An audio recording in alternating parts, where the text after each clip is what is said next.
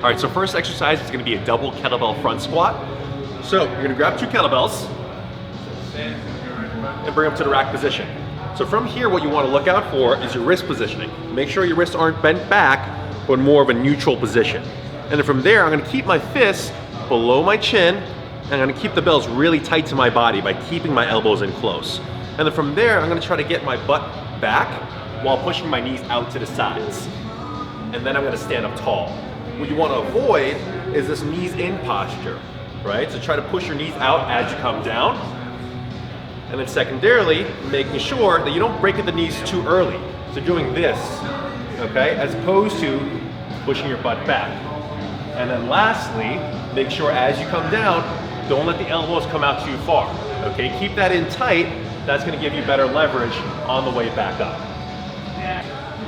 Okay, for the 3-point row, we're gonna start by placing your hand on the bench, and you're gonna have your feet evenly spread apart with your hips hinged back. So we're not rounding over, but nice and hinged position, flat back. From here, we're gonna grab the dumbbell, and we're gonna row up toward your hip. Lower back down, and repeat that. And a mistake we make here, we see here, is rowing more toward the shoulder and doing basically a bicep curl. That way, when you're doing that, you're not engaging your upper back at all. So we wanna think about pulling it more toward your hip and pulling that shoulder blade back.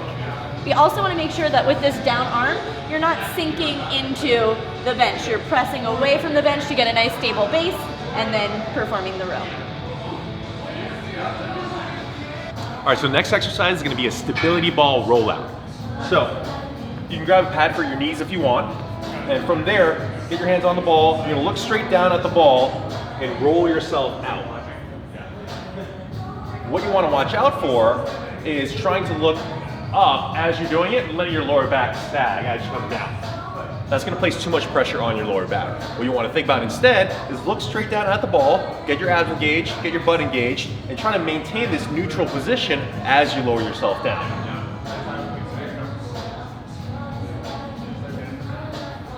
Next, we're gonna do a trap bar deadlift. So this is a trap bar, it's also called a hex bar. And what we're gonna do is we're gonna place ourselves right inside the middle of the trap bar. So I'm right inside, and my hands are gonna be right in the middle of the handles. I want my hands to be right next to my body. We wanna make sure that I'm not out in front with the handles. That's gonna put a lot of stress on the lower back.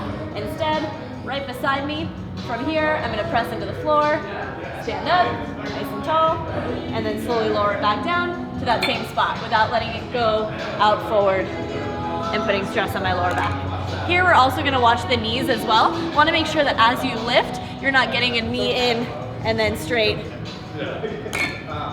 thing going on.